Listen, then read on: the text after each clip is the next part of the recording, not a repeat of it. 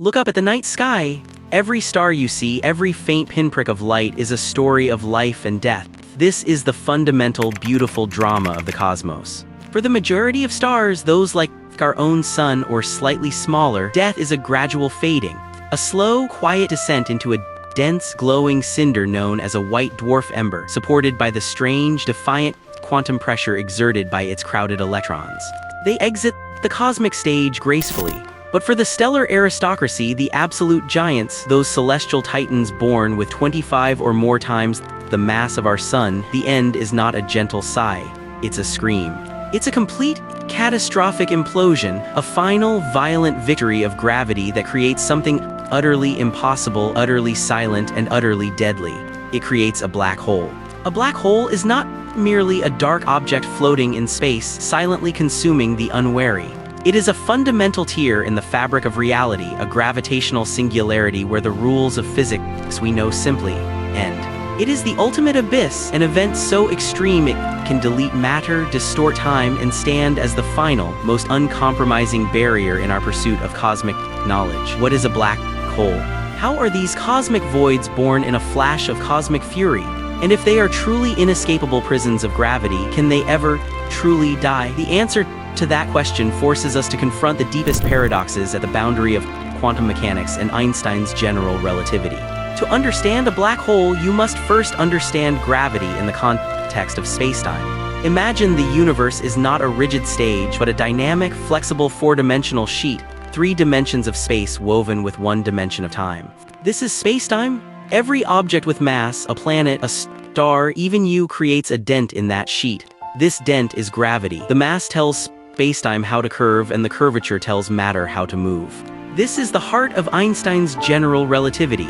Our sun, a star of average mass, makes a dent just deep enough to hold all 8 planets in stable, elliptical orbits.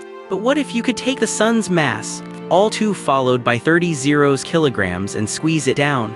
The smaller the volume you pack that mass into, the deeper and steeper the resulting gravitational well becomes. Keep squeezing it past the size of a planet, past the size of a city, until all that massive gravity is compressed into a single, infinitesimally small, dimensionless point of infinite density, a singularity.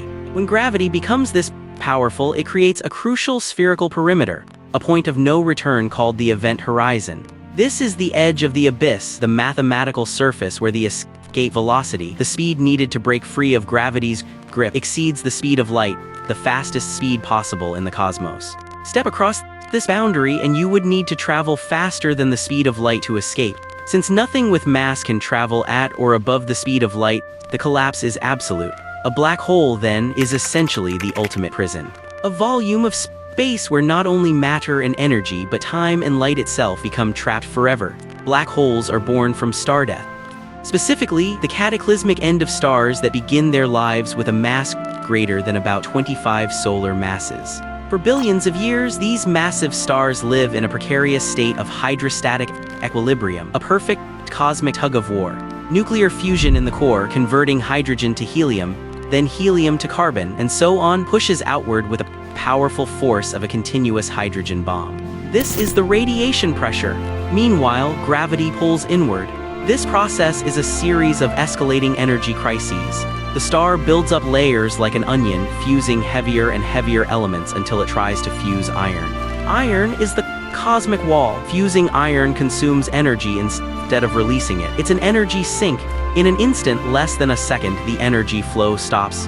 The outward push vanishes. Gravity wins instantly. The stellar core, now deprived of its counterpressure, collapses in a fraction of a second, accelerating inward at up to a quarter of the speed of light. When the core reaches nuclear densities, a density where a single teaspoon would weigh billions of tons, it momentarily stiffens and rebounds, triggering a massive, bright explosion called a Type II supernova. This explosion blows the star's outer layers into space, seeding the universe with heavy elements, the very carbon, oxygen, and iron atoms that make up your body. But the core, if it is massive enough, generally above 2 to 3 solar masses after the supernova, continues to collapse without limit. The force is so immense it overwhelms the pressure of the neutrons and electrons, eventually crunching all that mass down to a singularity, a black hole. What happens if you fall into a black hole? You don't just disappear. The journey itself is a descent into extremes, a final, horrifying physics experiment on your body. As you fall toward the singularity, you experience two primary effects: spaghettification and time dilation. First, spaghettification, or the tidal effect. Imagine you are falling feet first. The gravitational pull on your feet would be exponentially stronger than the pull on your head, because your feet are marginally closer to the singularity. If you fall into a stellar mass black hole, this differential force would tear your body apart, atom by atom, stretching you into a long, thin strand of matter before you even reach the event horizon. You'd be stretched laterally and squeezed radially, like pulling taffy. Second, time dilation. This is where the physics gets profoundly strange. To an external observer watching from a safe distance, your clock would appear to run slower and slower as you approach the event horizon. Light signals you send would be progressively redshifted, stretched to longer, redder wavelengths, and arrive further and further apart.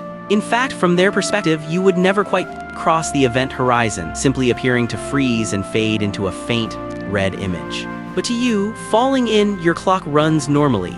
You pass the event horizon in a finite amount of your own time. Once inside, however, something truly strange happens. The singularity is no longer a point in space to be avoided, but a moment in your future that is absolutely inescapable, much like next Tuesday. Your forward movement in time is your falling toward the singularity. Space and time have fundamentally traded roles. Black holes do more than just swallow things. They are dynamic spinning monsters, and as they spin, they drag and twist the very fabric of spacetime around them. This is known as the Lense-Thirring effect, or frame dragging. We call these spinning black holes black holes. They aren't spheres, they are characterized by an ergosphere, an oblong region outside the event horizon where spacetime is dragged so violently that any object within it must rotate with a black hole. You could theoretically remain motionless within the ergosphere, but only by constantly moving at the speed of light relative to distant observers, an impossible feat. Instead, you would be forced to spin with the universe itself. This frame dragging is believed to be the power source for the universe's most energetic phenomena, active galactic nuclei, AGN. Matter swirling toward a supermassive black hole forms a superheated swirling accretion disk and is channeled by intense magnetic fields, firing collimated relativistic jets of plasma out from the poles, moving close to the speed of light. These jets can sterilize entire galaxies, powered by the rotational energy ripped from the black hole itself. Black holes pose a terrifying philosophical challenge to physics, perhaps the greatest conflict in all of modern science. The information paradox. In the universe we know, governed by quantum mechanics, information, the unique quantum state of every particle, can never be truly destroyed. It might be scrambled like burning a book where the carbon atoms still hold the history of the pages, but it's always conserved. This principle is called unitarity. But when matter falls into a black hole, it collapses to the singularity and all its unique information. The pattern of electrons, the data stored in DNA, the quantum wave function, seems to vanish forever behind the event horizon. A black hole is described by only three simple numbers: its mass, its angular momentum, spin, and its electric charge. Everything else about the matter that fell in, the type of star it came from, the elements it contained, the information in a stack of encyclopedias, is seemingly deleted. This is known as the no-hair theorem. A black hole has no features or hair to distinguish it. If information is truly lost, if the what of what went in is permanently deleted, then one of the most bedrock laws of quantum physics is violated. The black hole acts like a quantum eraser. Did the black hole just press the cosmic delete button? For decades, black holes were believed to be perfect, eternal objects. Once formed, they would last forever. But in the 1970s, Stephen Hawking proposed a solution that turned the whole picture inside out. He used quantum mechanics to show that black holes are not perfectly black, they leak.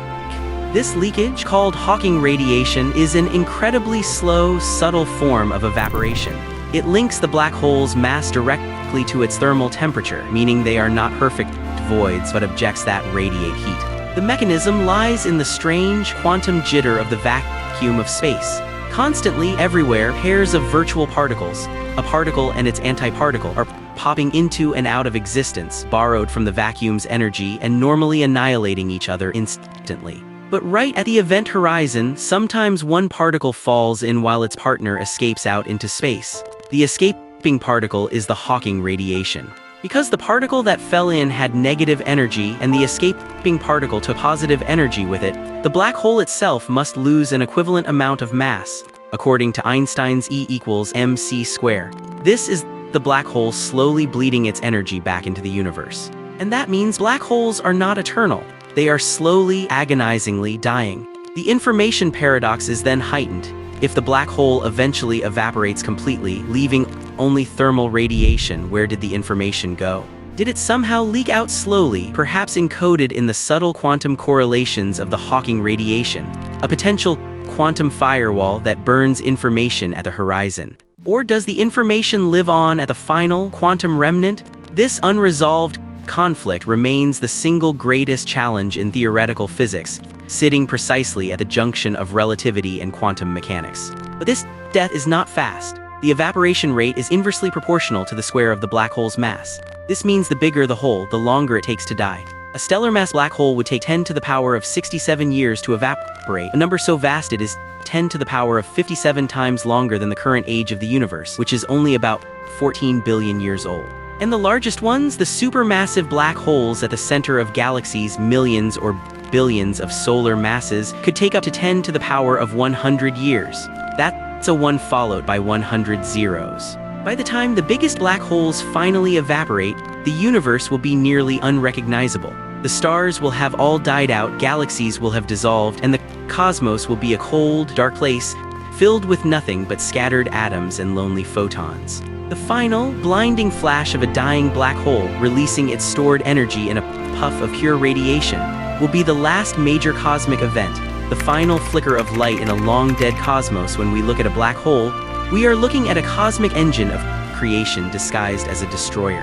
Black holes are the universe's ultimate recyclers. They process the debris of massive stars, and their supermassive cousins act as the gravitational anchors around which billions of stars spin, shaping the large-scale structure known as the cosmic web itself. They are the ultimate test for our understanding of reality. What they show us is that the laws of nature are not universally gentle. They are extreme, uncompromising, and occasionally paradoxical. The black hole reminds us that gravity is not just a gentle tug that keeps our coffee on the table. It is a terrifying, overwhelming force capable of completely rewriting the rules of space, time, and the conservation of information. It forces us to confront the fact that in the grand theater of the cosmos, the universe is not built for us. We are the improbable side effect of the long, explosive cycles of stellar life and death that these ultimate objects dictate. We are tiny, fragile beings, yet we have found a way to look into the ultimate darkness and, through mathematics and curiosity, begin to understand it. The black hole is the deepest question mark in the universe. It tells us that our picture of reality, the separation between Einstein's smooth gravity and the jittery quantum world, is fundamentally incomplete, that a massive piece of the puzzle is still missing. And perhaps that's the real lesson. The human drive to know, to probe the abyss, to find the hidden truth in the cosmic paradoxes, is the most powerful force we have. We are explorers sailing into the unknown, drawn by the beautiful, terrifying secrets of the cosmos, trying to decipher the one law that governs all. So what do you think? Is the black hole a tomb, the ultimate delete button, or is it the ultimate library, secretly preserving the history of a dying universe in a quantum whisper?